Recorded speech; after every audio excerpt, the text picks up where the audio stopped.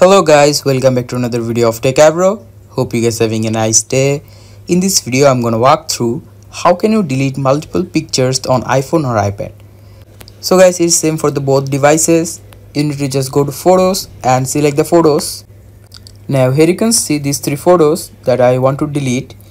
To delete it, here you can see in the top right there is a select option. Just click on this select, and after that just select the photos that you want to delete.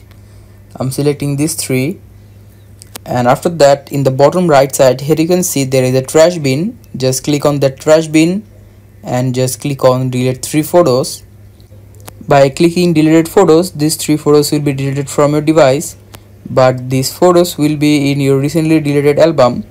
You can just go to the album and delete it forever. So guys, that's how you can do it. Hope you find it helpful. If you find it helpful, then give a thumbs up and don't forget to subscribe TechAbro. Thank you very much for watching the video.